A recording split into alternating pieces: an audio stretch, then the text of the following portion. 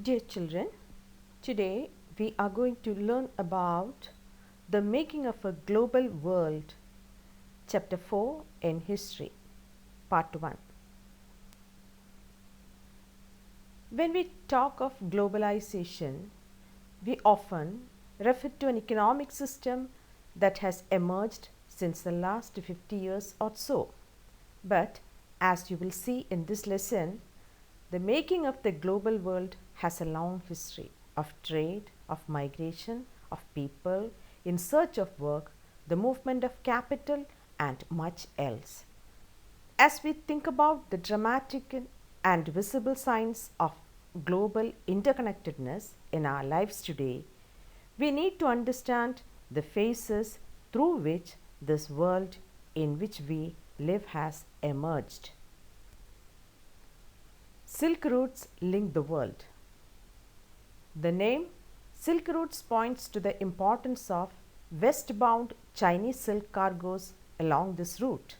Historians have identified several silk routes over land and by sea, knitting together vast regions of Asia and linking Asia with Europe and Northern Africa.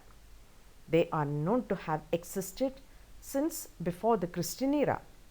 But Chinese pottery also traveled the same route as did textiles and spices from India and Southeast Asia.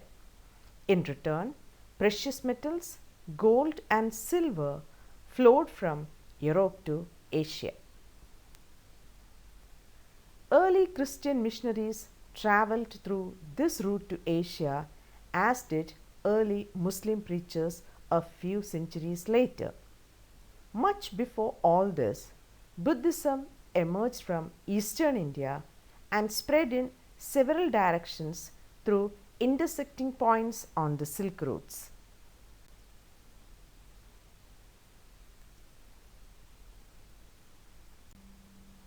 Food travels, spaghetti and potato. Food offers many examples of long distance cultural exchange. Traders and travelers introduced new crops to the lands they traveled.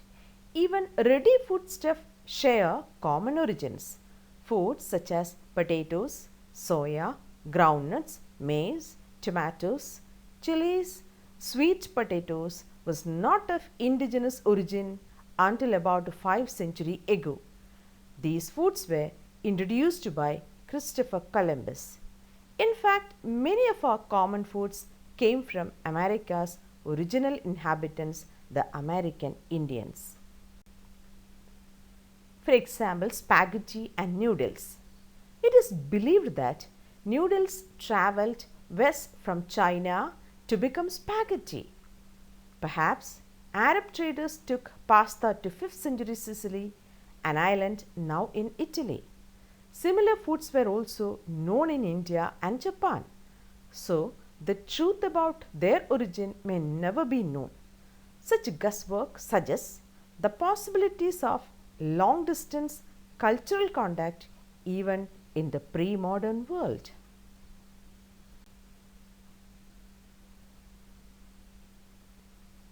Sometimes the new crops could make the difference between life and death. How?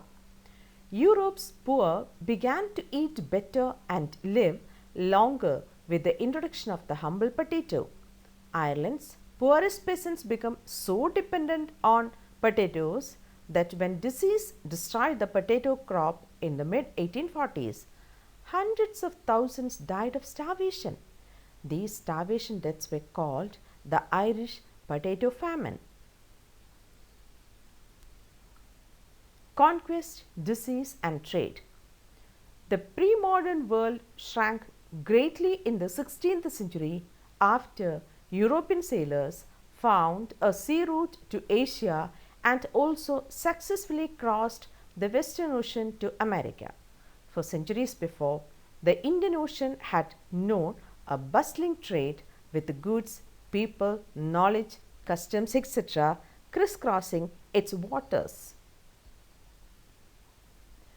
Before its discovery, America had been cut off from regular contact with the rest of the world for millions of years. But from the 16th century, its vast lands and abundant crops and minerals began to transform trade and lives everywhere. Precious metals, particularly silver, from mines located in present day Peru and Mexico, also enhanced Europe's wealth and financed its trade with Asia. Legends spread in the 17th century Europe about South America's fabled wealth. Many expeditions set off in search of El Dorado, the fabled city of gold.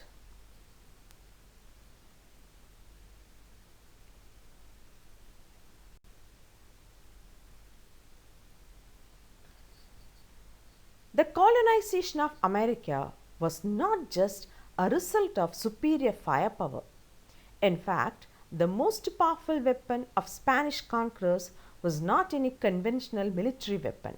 These were the germs, such as those of smallpox, that they carried on their person. Because of their long isolation, America's original inhabitants had no immunity against these diseases that came from Europe. Smallpox, in particular, proved a deadly killer. Once introduced, it spread deep into continent ahead even of any European reaching there. It killed and decimated whole communities, paving the way for conquest.